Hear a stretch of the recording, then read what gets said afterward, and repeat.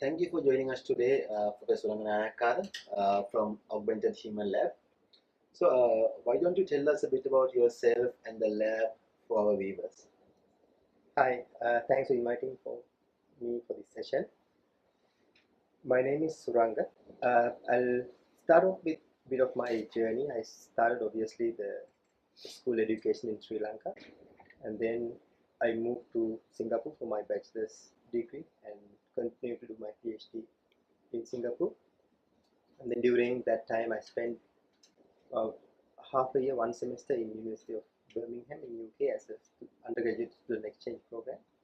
And then during the graduate studies, I spent about 6 months in University of Southern California as a graduate student visitor. And once my PhD was done, I spent some time at MIT Media Lab in Boston. And then finally, I moved back to Singapore as an assistant professor. And about a year ago, I moved my lab to University of Auckland in New Zealand.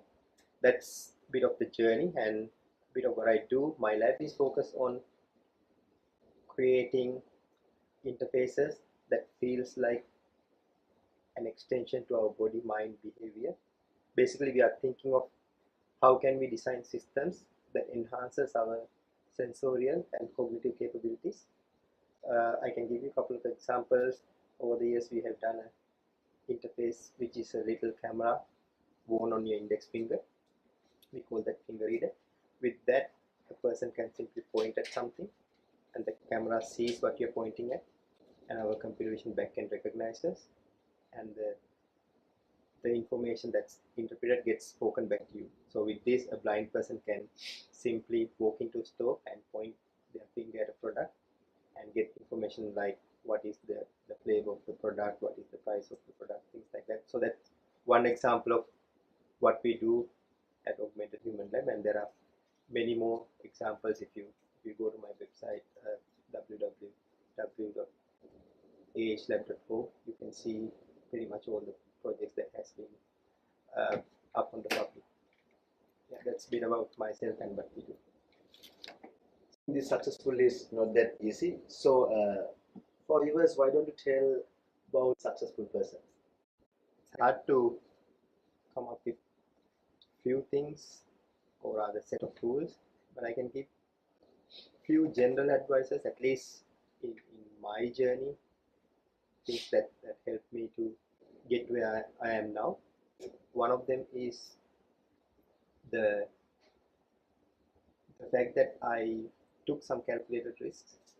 So for example, deciding to move from Sri Lanka to Singapore for my bachelor's degree when I had an offer to go to University of Morocco, which is probably the place that most of the science stream, rather the students who take A-level math stream wants to go. So when I had an offer from that place, which is about 10 minutes from where I live, my home, let go that and move to Singapore without a confirmed scholarship.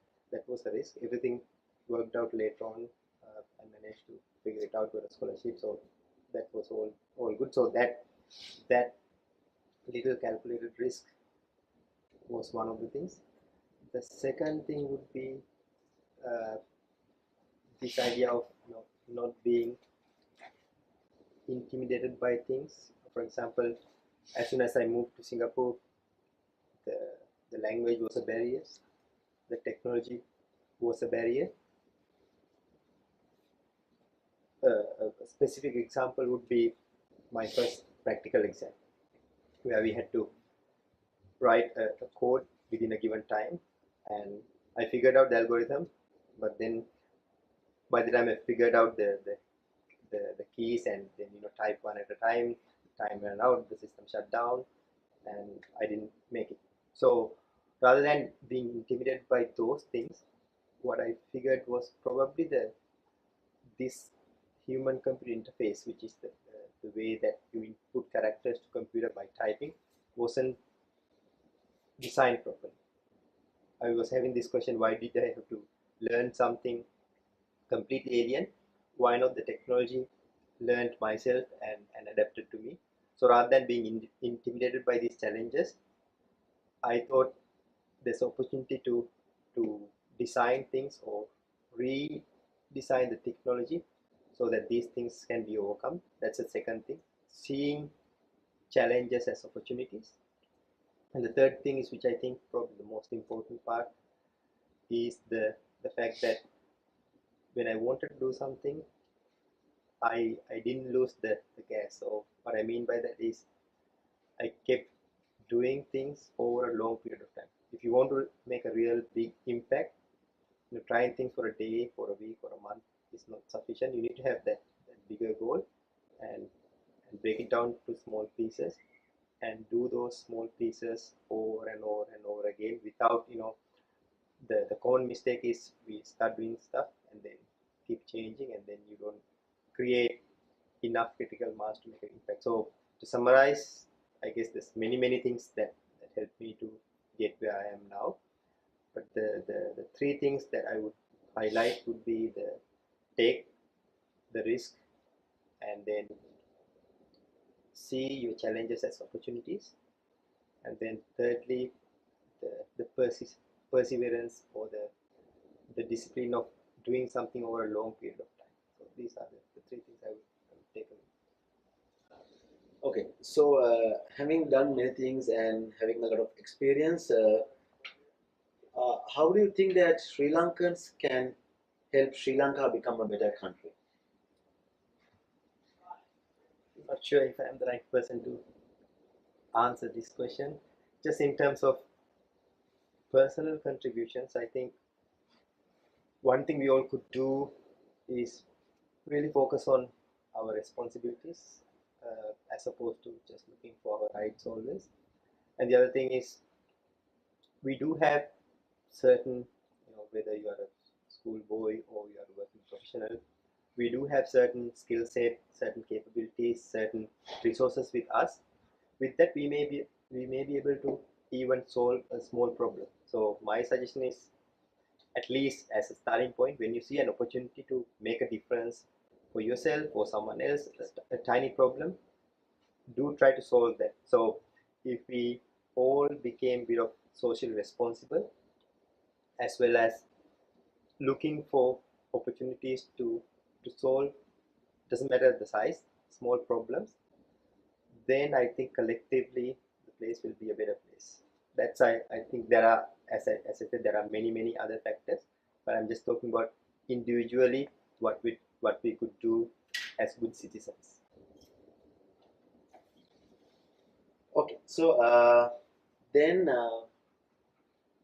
again, having many experiences in the field and also in the field of education, what are your advices for school students to become successful in their later in their lives? So what I said in the earlier still applies, but specifically for school students and even for undergraduates, it's quite simple. I guess the focus should be on learning. I mean, at the school level, at the undergraduate level, the focus has to be 100% on learning, acquiring knowledge, broadening your horizons, and and and really spend time investigating, discovering, and and creating this set of tools that will help you to get where you want to be. And that's hands down. That's it. That should be the focus. Okay, so going beyond from school students, what are your advices for undergraduates who are currently in universities of Sri Lanka? As I told you, it's the same. I guess undergraduate and school about the same. It's about knowledge and pretty much the same as before. Focus on knowledge, acquire as much as possible, have open mind, uh, look for opportunities to broaden your horizon. Then maybe the people who are like still starting in your field, the like new early stage researchers, what are your advices for them? You can advise many things. Again, you could be different field, right? Doesn't have to be engineering, could be some other field. The generalized thing I would suggest is we need to think beyond Sri Lanka. So when you do your graduate studies, whether it's a master's or PhD, try and do the highest quality work. Don't benchmark yourself with your colleague or your fellow student from the same faculty or from another university within the country. Look look for the Try and look who is the best in the world that does similar research. Try and do work that's on par, comparable with those places. That's the way to really get the investment out of your time. So benchmark with the best, and then try and produce work that's comparable with them. So, apart from research, do you have any advices for the graduates who are currently working in the industries? Uh, what can you say to them? I would think it's the same message. So whether you're in the field of IT or whether you're doing a job in nanotech, doesn't matter. Try to produce the highest quality work, and also spend some time figuring out where the global trends are. And if you work on highest quality output, and then your output is aligned with what the world is doing, then it's a good chance of you're doing the right thing. So yeah, so the common thing across the board is always benchmark yourself with the best, and then at the beginning acquire enough knowledge, but then as you grow older, start benchmarking yourself with the best. Okay, so talking a bit of you, what can you say about your time in USA when you were at MIT? What are unforgettable memories at MIT, and what what did working at MIT uh, gave you give you? I think the time in MIT was sort of a turning point in my career. I remember 2009, there was a conference in Boston. I had a research paper. We visited Boston, and then MIT had an open house. So I visited and I saw some of the really amazing stuff that I used to see on internet, on YouTube, were really in front of us. We could try them out. We could talk to some of these really famous star professors, and hear from them why they did what they did, and be inspired. And then soon after I came back, I wrote an email to one of the professors asking if she has any postdoc vacancies. And almost a few hours later, she responded that there is a possibility for a visiting postdoc, and I grabbed that with both hands. So when I spent time in MIT, it was really a eye-opening experience in terms of the intellectual discussions you have. Just imagine you live in a place where if you come to the main street and walk to your left, about a mile that way, you hit on Harvard. If you walk to the other side, you hit on Boston University. And pretty much everyone you bumped into are some unique individuals who happen to get there. And then you start admiring the wonderful achievements of these people. You start admiring their willingness to listen to you, and willingness to share things. And then you see the potential of doing stuff that set the trend for the entire world. And that type of stimulating culture, stimulating environment, if you stay there for a long enough period, then that's just going to change yourself, your career forever. And that's what happened to me. I was at the right place for an extended period of time, and that pretty much was a big turning point of my research and my career. So after working at MIT, you came to Singapore as a professor and started augmented human lab. So have any of your products uh, become usable in everyday, like in the public? Some of the things has gone beyond just a research project. I can maybe mention a couple of them. So one of them is early work that we did at MIT. Essentially, we were looking at why this moving digital data between devices, say a photo from your phone to someone else's phone.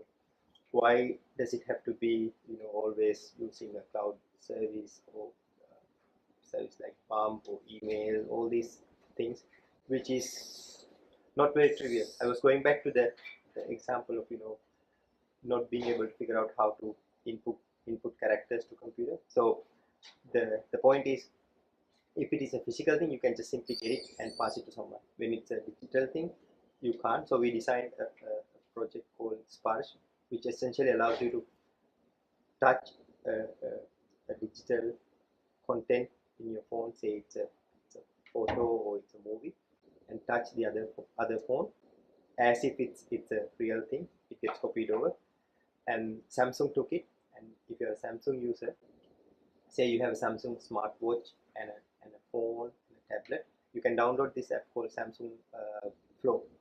You can start browsing web page from your smartwatch, take it and drop it to your phone, and it starts from where you left. You can do something there, take it and drop it to your tablet. It gets copied. So that's one example of something we started in the lab. Now has become a service of one of the biggest consumer electronics company services. A second example would be Noctify. It's a simple wireless doorbell meant for people who can't hear. So what happens is, if someone knocks on your door, if you're not able to hear, if you're deaf, obviously you don't hear that. Even if you had a doorbell, you press the bell rings, you don't hear. So we designed a system, simple wireless doorbell system, that allows a deaf person to attach this doorbell by the door, and then there is a second part which is a light that lights up as well as vibrates. You can leave it anywhere you want, and when someone presses the button, you get light flashing as well as vibrating, so you get the alert. And the one of the differentiating factor of this is, even when you travel, sometimes your home is, you configure them to be accessible. When you travel, this Noctify device you can just carry on your pocket, and say you are in a hotel, you can attach the doorbell by the door and then have the light by your bedside, and when someone is knocking on the door, not just pressing the button, even knocking on the door, the doorbell detects that and then gets the message across to the light. That's called Noctify, and if you go to noctify.com, that's available as a product. One of my researchers now, he turned that into a tech startup and went through the whole design to manufacturing process. Now he's selling. He has sold a number of pieces in Singapore, right now in Singapore, but I have actually given some of them into some deaf schools in Sri Lanka. So that's a product that was started in the lab, now has gone through the entire product cycle. So that's not a service like the Sparsh. This is a real product which has a hardware component as well as a software component. Third one is a platform that we created in my tech startup in Sri Lanka. As I mentioned, one of the challenges I had when I moved to Singapore was the lack of ability of speaking or rather communicating confidently in English. In school, we didn't think this as a really essential thing, but when I moved, I realized, as much as you know your technical stuff, you have to be able to communicate effectively, confidently, to get your message across to a wide audience and get people follow you, believe you, and get them to really follow up on your work. So in Sri Lanka, I guess from my experience, the issue was one of them was the shyness of speaking, the fear of speaking, and then we always wait until we know all the theory to start speaking, which never happens. To address these things, we developed a service digital platform called Say Hello, which is essentially help you speak by speaking. That's, I mean, in my opinion, the only way you speak confident English or any other language is by speaking, and that's exactly why in any of these touristic areas, the local people speak multiple languages. Not necessarily because they went to school or they went to a tuition class that taught them that language. It's just because the exposure and learning by speaking. So this platform allows people to learn by speaking. Last year, around November, we released the first cut. So far, I think there's close to 40,000 downloads, and there are a number of pro users, and we release articles about tips and tricks about how do you become a confident speaker. I guess there are over 600, 700,000 views on those articles. So that's another thing that spun out from one of my startups in Sri Lanka. And you can get more info if you visited www.sayhello.lk. That's the Say Hello platform. Then if you went to www.noctify.com, that's the smart sensor for deaf people. And then if you go to Samsung, it only works on Samsung devices, and look for Samsung Flow. That's a service which was using our early research project. Okay, so coming back to the education in Sri Lanka, what is your opinion about Sri Lankan government trying to send the highest scorers of advanced level examinations to the best universities in the world like MIT, Harvard, Cambridge and Oxford, but with a 10-year agreement to work for the country? Oh, I didn't know that such thing exists, but if it does, or if there's a plan, that's great. But I guess the other important consideration would be assuming there's such initiative, assuming that you get the best 10 or 20 and send them to some of the best places like Harvard, Cambridge or MIT, whatever. The second piece, I guess the other critical part would be to think about, also assuming they come back, do we probably have to think about the mechanisms or platforms to leverage their know-how and contributions. No point, sending your best to the best places and getting them to train and having that, probably the skill set that matches with the best in the world. And you ask them to come back and serve for 10 years, and then what do they do? What do you want them to do during those 10 years? So it has to have that follow-up mechanism set up as well. I guess if it is true, it's a great initiative, but that alone won't get what probably the objectives of the initiative. Maybe have to think about the other piece, which is creating that downstream platform that gets the best out of these people when they come back, and maybe wanting them to stay, not just 10 but forever. Okay, so related to Sri Lanka's education, we have one question from one of our audience members, Kavindya. So she's asking whether there is this one fix to the Sri Lankan education system, and like if you think there's one fix, what is that? No, I don't think that's one fix. Let's say it's has to update itself. I guess as a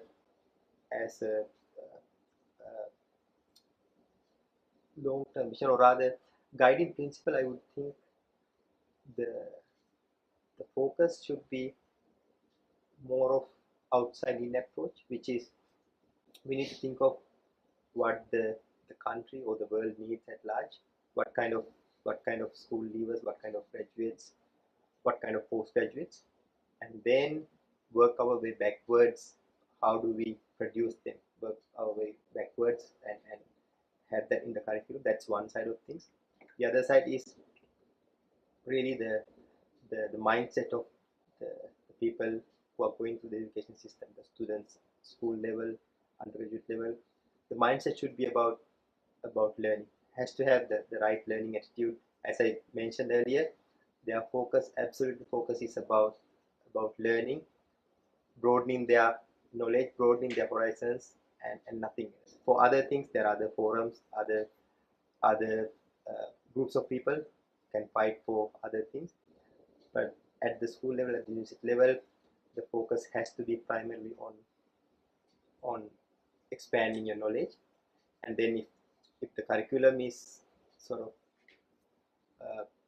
reworked more towards producing what the country wants, what the world wants, then then even this mismatch between the skill set and the opportunities will be minimized. So I don't see just one liner that says this is what you should do, but I think there needs to be some changes with these type of principles in mind. Okay, so talking about your school days, you attended Royal College. So, how did your time at Royal? Do you have any unforgettable memories at school? I guess in Royal College, probably many of the people who attended the school would agree that has a great tradition, has a we had a great set of educators, teachers, and then wonderful network of people. Now, 20 years later, I can see my batchmates are in various places. You probably have a link to pretty much anywhere within Sri Lanka. So that's a great strength to have, a school with a lot of tradition, a lot of good teachers, resources, as well as a network of all boys. I think one of the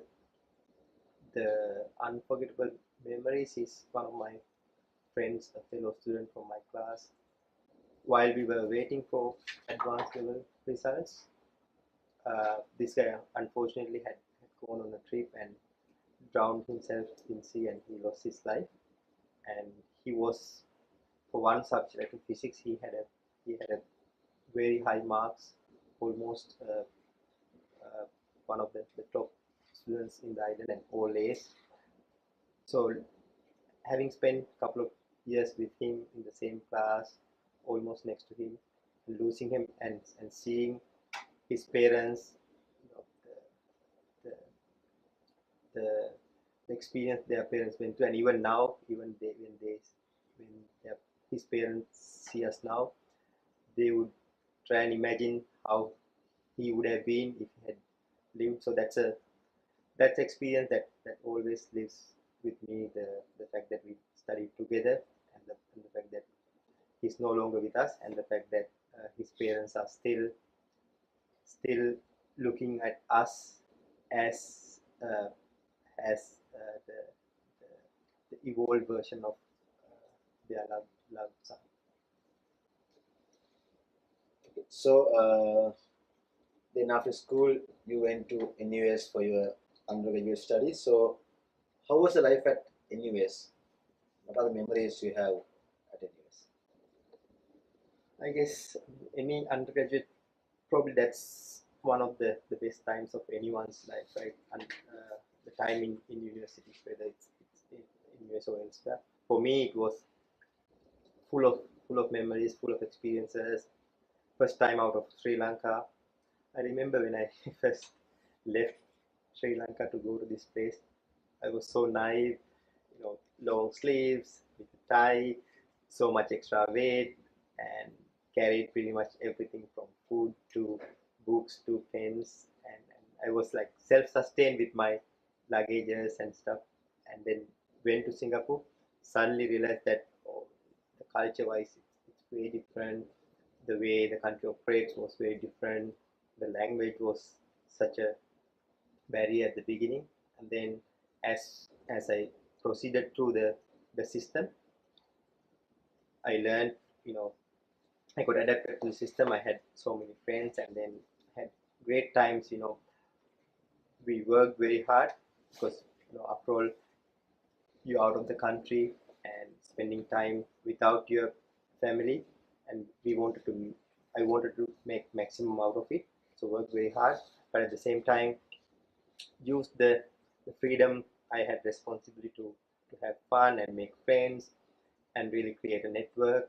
So I guess the whole 4 years, not just 4 years, and in the end, the time in Singapore kept on going, and I went there to do my bachelor's degree, ended up doing a PhD, and then ended up coming back as a assistant professor. Started lab, and I had my family started there. So eventually, altogether, I spent almost 18 years. So started from undergraduate years in US, Singapore, became essentially a big part of my life, and There are so many experiences that that that's coupled with that many years.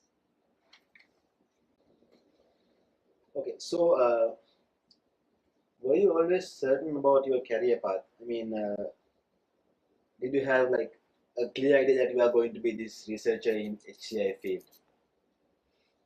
Actually, I feel no, but I always wanted to be a professor. It was very clear from very young age, and that's why when I did my bachelor, when I did my advanced level, I sort of looked at what I needed to do to become that academic. So the first thing was to get a good bachelor's degree, take, and then the second thing was to get a good PhD. So I finished my bachelor's degree July 2005, and then August 2005 immediately started with PhD. And once that's done, I figured that the next thing would be to do a postdoctoral research at a very good place. So I was lucky enough, as I mentioned earlier, to have that in MIT, one of the best places. And once you check all this, and then I was at the right place at the right time when Singapore was creating their fourth public university, and they were looking for people who are young, as well as, especially this was done in collaboration with MIT. So somebody having gone through the Singapore system and then having MIT experience fitted very well. So it was very clear to me from the beginning that I needed to be academic, and and I did the things that needed to be done to get there. HCI part, as you go along, I became interested in the area. Partly again, as I said, the fact that I found it difficult to work with computers. I I believed, and I still believe that this is not because of my fault. It's because of the way the technology has been designed, and I wanted to change that. And the way to do that is think about new human computer interfaces, which is essentially HCI. So I became a researcher and started contributing towards looking at new ways of creating man-machine interfaces that pretty much put the man in the background, man in the foreground, machine in the background, and hoping that these type of situations that I face almost got myself intimidated by exactly would never happen. So, in your career, what are the challenges that you faced, and how did you overcome them, and what are the lessons learned from them? Career, I guess, I did talk about a bit of my undergraduate years. Career specifically focusing on the journey last 8 years as a university faculty member, as a professor, running my own research lab. There were many challenges, right? How do you sustain your lab? How do you get continuous stream of funding? How do you create industry relationships? How do you get good graduate students? How do you get good research engineers, good postdocs, and how do you produce good scientific output? All these are challenges that I had to face. I think one of the key thing that I think I did well, which is uh, which is really proving to be very effective in the long run is when I started the lab with just with one person. I was very clear that we need to have the right culture in the lab, and just with two-person we were on the same page. Because the third person, we created this very open-ended, very horizontal, uh, very much extended family like culture in the lab. And as we grew, we kept that, and as of today, even with a lab of over close to 20 people, we still manage to keep that culture. And I think that's the biggest challenge I managed to tackle, and that's the most important challenge I think that helped to grow my professional career as a HCI researcher and a university professor. Okay, so we have one question from our audience, Asita. Uh, what is the one thing that you believe which other people think is crazy? Someone is trying to put me on this spot. I don't know the other people believe in crazy part. That's hard to, I, that's hard to judge. But one thing I believe, which I think many people may not be, at least they may not be sustained to believe, would be, I believe pretty much everyone has a certain skill and success, and I believe in my gut feel that when I see somebody, I see their capability, and I'm patient enough to give them enough time to prove themselves, and that works. I don't see that's happening enough with many other people. Okay. So, picking a favorite project must be like picking your favorite child. So, if I ask you to pick three of the most favorite projects, what would you pick? Yeah, you're right. It's hard to pick a project. We have had over 40 projects last 8 years. Any project is as good as anything else. Just for the sake of answering the question, I'll pick three. Uh, I'm picking Finger Reader, which is a project to help blind people because of the social impact aspect. I'll pick Bits, which is a little wearable that helps deaf kids make music, which has been deployed in Sri Lanka, and I've seen the, the impact that it has made. And then I also like the project Say Hello, which I could see myself benefiting a lot if I had that 20 years ago. So any other project is as good as these, but just these three, uh, I picked them, just as a exemplary projects to answer your question. Okay. So, what are the qualities you look in a person when you are recruiting people to your lab? And parallel to that, there's a question from our audience from Tarika as well, that asking what would be the most prominent quality that is required from a researcher in the future. You can choose to like answer this both. So I guess most people applies to this place has certain amount of certain level of skill set that's sort of given, and that's a very easy way of streaming the first batch, and then you get a number of people who are equally good with the technical abilities. I always look for the for the interpersonal soft skills and who they are as human beings. I'm looking for skilled people, but good people, and it's not one or the other. And when you get skilled people who are very good, that's really makes a place a unique place. And the way I figure out how good they are is basically, now over the years, as I said, I've developed a bit of gut feel. I always talk to people. I don't pick people or select people based on a CV. CV doesn't tell me much, but when I speak, I could always get a gut feel of that person's quality as a team player, as a human being, as a generally the value system of that person. So that's one thing, and then sometimes if there's an opportunity, that doesn't happen always, I get that person to mix with rest of the people in the group, because as I said, the group has a certain culture.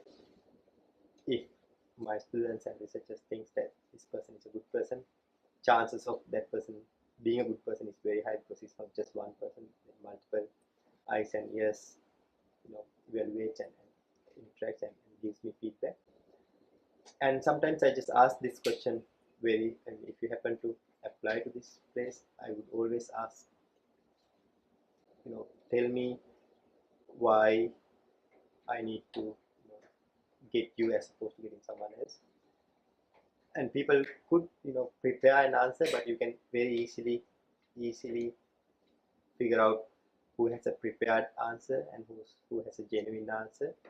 and then that's a very easy way of selecting people, and that's how I would select, or rather how I would expect a person who will be joining this lab to be.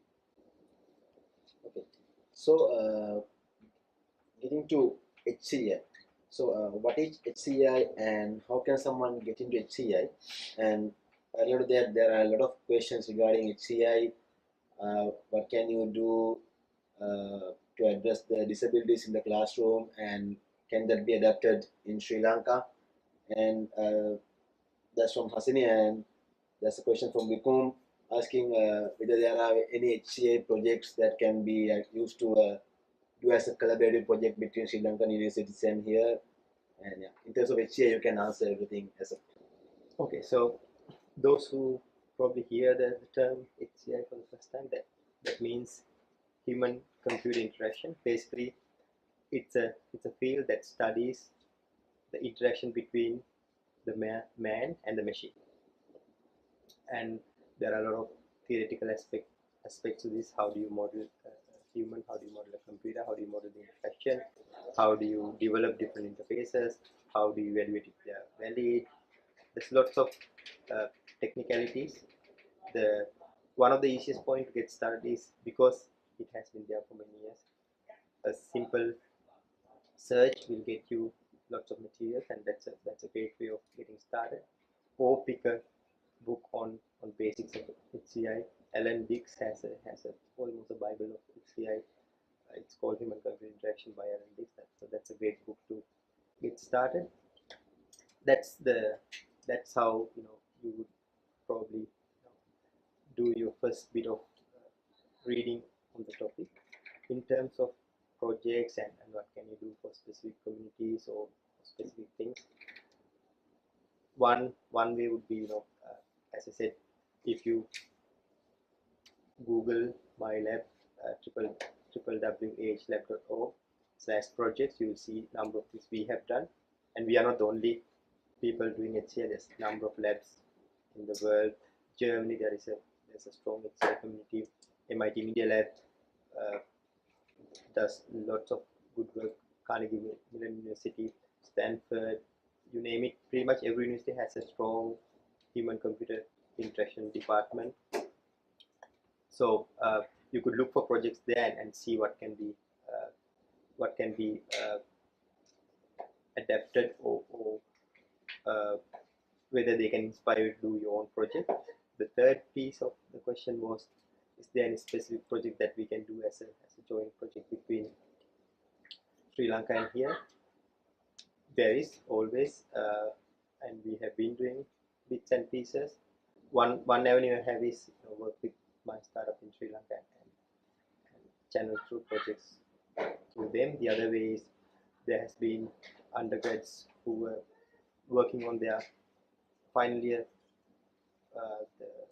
project work, and I collaborated, and I remember at least in one or two situations we even had a joint paper published. Or it could be as simple as someone wants to do a project and want to get some help. If you wrote to us, we do in the lab. We have myself and then several other Sri Lankan graduate students, and we would love to help if we see a potential impact. I mean, we don't want to do projects just for the sake of doing projects. We want to see a project having either a social impact or a commercial impact or a academic impact. And if we see that impact, I guess we'll be happy to jump on board and work together.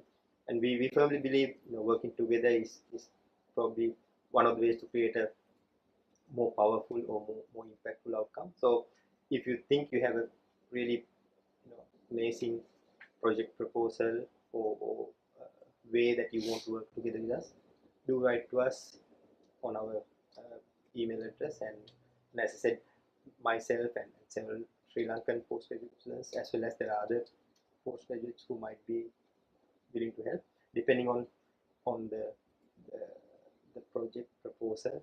We could figure out what's the best mechanism to move forward. Yeah. For the as per the Hasini's questions, uh, do you have any idea about addressing disabilities in classrooms, like related to Sri Lanka? Like it could be, I think, blind or deaf students in classrooms. So we already did a pilot with blind group of blind people in vocational training setting using the finger reader that that basically allowed them to read printed documents. That's a that's a one example, and those things can be extended. You need some local coordination, local support for that. My work on Moosebits, which is essentially a smartwatch like uh, wearable that gives you vibration feedback on music, that allows a deaf person to play something and get the feedback and adjust what they do, just similar to how we play instrument. We play, we hear, we adjust. Similar to with this, they can play, they feel, they adjust. That was used in one of the deaf schools in Rawatawat, a private school, as a tool for their music training sessions. So those things could be expanded, and in fact, I had a chat with another deaf and blind school in Kandy. I'm actually going to send one of these pieces to them to try out, and hopefully maybe think of a collaborative jamming session between a hearing kid and a deaf kid playing two instruments and jamming together. Those are possible. Those can be adapted to other contexts as well, because you know, as many people probably won't realize, blindness or deafness, for example, does have nothing to do with intellectual ability. So if you gave them the right tools to get information, they could be as good as anyone else. So I think there's a great potential. We have done bits and pieces on our own, but to really scale up in the local context, you do need uh, collaboration support from people who operate in the local context.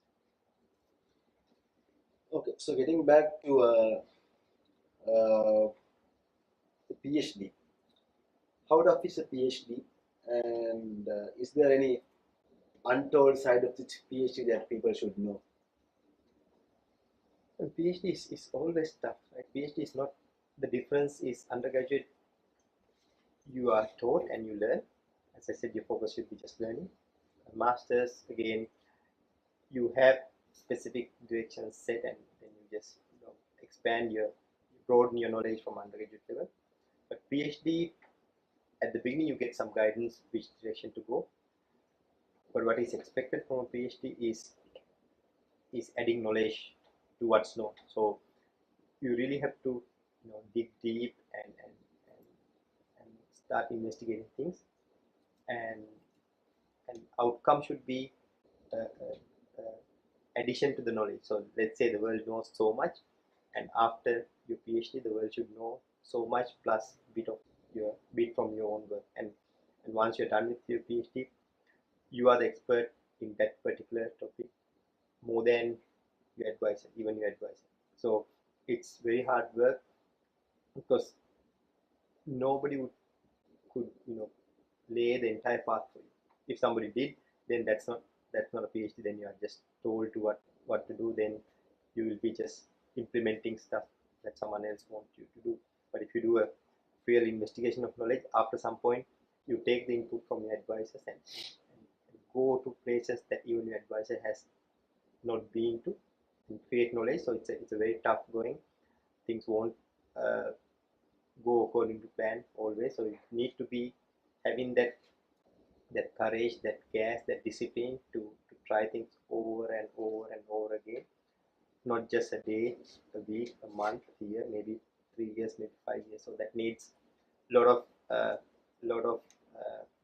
determination and a lot of passion. So, and the other part is, I don't know whether how many people do this calculation. Assuming you live 100 years, which is only few people do, even even if you happen to live 100 years, doing a five year PhD is 5% of your life, right? So you need to really ask yourself, am I doing something that's worth 5% of my life? So you better be super passionate about what you do, and if so, then spend a lot of time and get the best output and outcome, because after all it's a significant portion of your life which you could have done something else. So yeah, so it's not easy, uh, but once you get it, it's probably a lot of satisfaction if you went through the right path. I think we are getting a lot of questions about HCI. So I think to answer them all, can you clarify that uh, how these all the technologies we can say AR, VR, mixed realities, deep learning, machine learning, and all these technologies and the relationship between those technologies and HCI. So as I said, HCI is the studying the interaction between human and computer. So it's a field that benefits or interacts with lots of other fields. So to develop new man-machine interfaces, you need techniques like machine learning. You need uh, to play with the input-output. You need things like augmented reality, the VR headsets or augmented reality headsets, or you will need new knowledge on new sensors. That's the input part. Output part, maybe it's the audio, it's visual overlaying part, things like conversational agents. And then to study, you need the physiological or psychological aspect, the behavioral science. So it's a collection of knowledge that comes from other core fields, where the focus of HCI is, one side is create novel input output. Basically, how do you input things to your computer mechanism? Not just a computer, right? Anything that has a computation power. How do you provide the instructions? Typical would be the keyboard and mouse, but there are many other ways. So looking at that, what are the different possibilities? Building them, testing them if they are valid. Looking at output, how do you get the information out?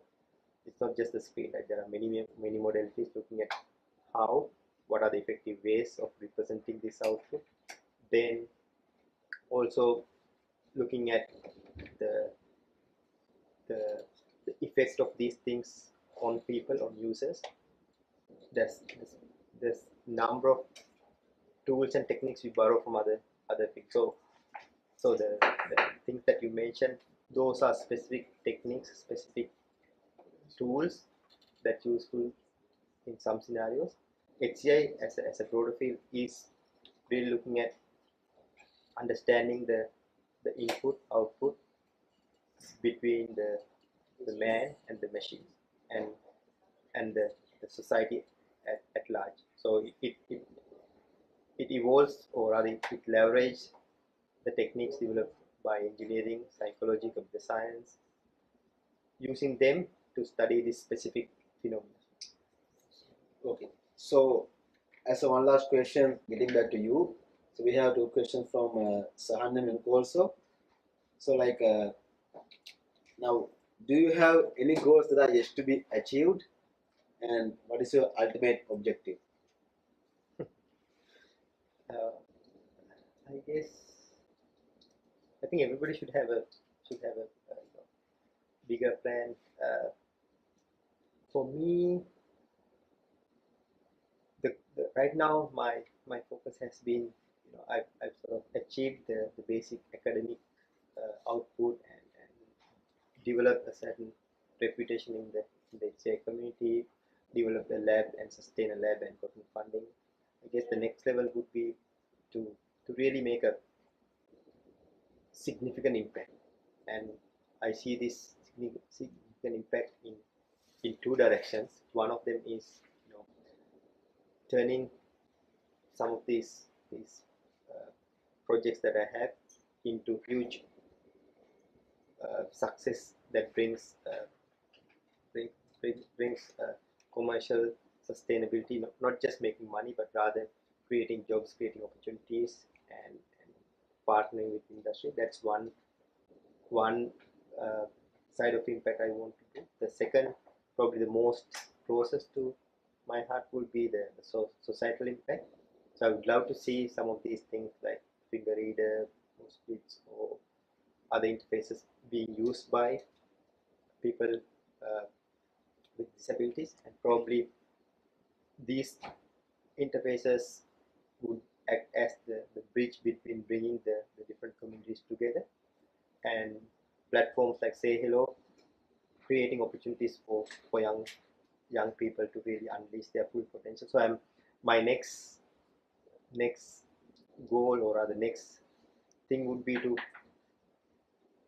not just work on a single project with just a tiny little output, or a paper that we can publish, but rather looking at creating a big societal impact in terms of either economical success or just changing the lives of people. And right now I'm doing things that hopefully uh, get the outcome that I'm looking for in the years to come. Okay, so to end our session, I will ask you some quick questions about something like about your personal life. So I'll be asking some quick questions, and you can just give short answers. Okay. Okay. So what is your favorite country? Singapore. Favorite city? Okay. Favorite song? Depends on the time and the mood. Favorite singer? Same, depends on the time and the mood. Favorite food? Favorite food, mutton, lamb chops. Favorite drink? Tea. Favorite movie? 21. A place you would go to relax? Home. What is your motto in life? Give everyone a chance and they'll almost always impress you. What is the best innovation in the world in your opinion? Electricity. What is your favorite book? Last lecture. Last book that you have read? Show and tell. What is your hobby? YouTube movies. If you can become anyone right now, who would you like to become? I think I'm happy with who I am. What is your favorite quality about yourself? Openness. Who is your role model? Professor Patty Mills. Secret skills that you have which we don't know. I can cook very well. Biggest risk you have ever taken in your life. Moving my entire life from Singapore to Auckland, including my family. Who would have been Suranga Nanakar if he was not leading the augmented human lab? Maybe a person leading a social innovation company. Okay, so those are the questions for today's interview, and thank you for joining us today with this live interview. Okay, thank you, our audience, also for joining us and asking questions and engaging with this interview. Thanks. I hope the session was useful, and for any follow-up, I'm happy to be contacted through my email, and the details are in my research lab webpage.